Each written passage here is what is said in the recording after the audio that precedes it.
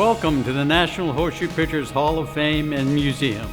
I'm Dave Laux, former president of the National Association and current president of the NHPF, the charitable National Horseshoe Pitchers Foundation that raised the money to build this facility.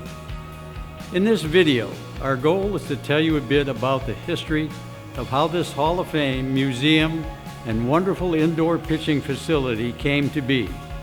But first, let me give you a brief historical glimpse of horseshoe pitching. It is accepted history that horseshoe pitching had its origin in a modification of the game of quoits, which itself evolved from the Grecian game of throwing a discus. In 1869, the first rules to govern the game were set up in England, and being a favorite pastime of soldiers, horseshoe pitching soon found its way to the United States.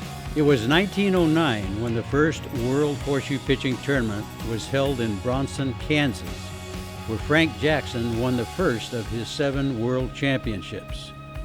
5 years later, the first organized ruling body for the game came into being on May 16, 1914, in Kansas City, Kansas. It was called the Grand League of the American Horseshoe Pitchers Association. With this association, leagues in many states were formed, and therein began changes to the rules, the equipment, and the scoring of the game. On May 10, 1921, the National Horseshoe Pitchers Association of the United States was incorporated in the state of Ohio. Within 2 years, this new organization consolidated with the Grand League of American Horseshoe Pitchers, and on February 26, 1925, changed its name to the National Horseshoe Pitchers Association of America. The NHPA is an association of nearly 60 charters in the United States, Canada, and a few foreign countries. It is the recognized governing body for the game of horseshoe pitching. With over 100 years of pitching here in the United States, it only stands to reason that the organization sought to find a place to store and display its history and heritage. In the late 1970s, the NHPA began to set aside small amounts of the association treasury, hoping to one day find a location and have the funds to build a Hall of Fame and museum. I became NHPA president in 1985, and those funds were only about $75,000. Nowhere near the amount needed to build if we found a location. With the approval of the NHPA Council, I authorized the deposit of those funds into interest-bearing accounts, which grew to a bit more than $160,000 when they were used in January 1997 to open the bank account for the National Horseshoe Pitchers Foundation. I first met Jack Freeman in 1990 at the World Tournament in Stone Mountain, Georgia.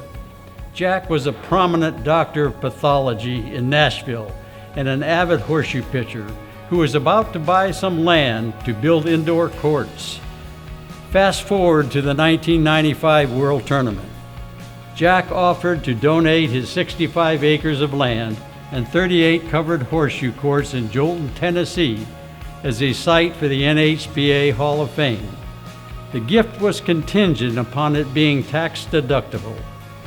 As the NHPA is not a charitable organization, I proposed to the convention delegates that they approve a plan that would allow me to establish a nonprofit charitable foundation on behalf of the NHPA. Approval was given, and the National Horseshoe Pitchers Foundation incorporated in Tennessee on September 25, 1996. We were granted charitable status by the IRS on October 1, 1997. Jack's land and intended gifts actually consisted of 3 parcels that his accountant said could only be gifted separately about 3 years apart to receive the full write-off. Regrettably, Jack Freeman died before all his intended gifts to the NHPF could be completed. With his demise and the absence of an active club, it became apparent that Jolton, Tennessee was not the ideal location for the Hall of Fame. While we searched for another location, the NHPF spent nearly a year negotiating with the Freeman estate to to purchase the remaining ungifted parcel, and then about another year before we were able to sell all the Jolton property and improvements. Fortunately, Joe Farron came forth on behalf of the 200-member-strong New Melly Horseshoe Club.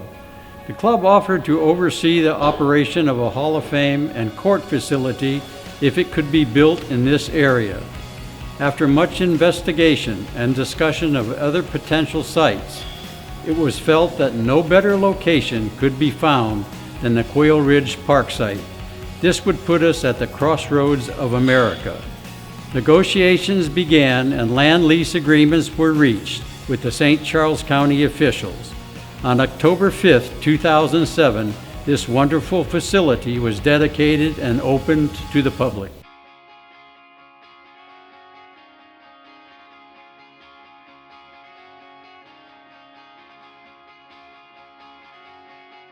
While other people were involved in specific segments of this $1 million building project, it could not have happened if it were not for the initial gifts of Jack Freeman, the foresight and support of Joe Farron, and the unending fundraising and leadership of Dave Laux.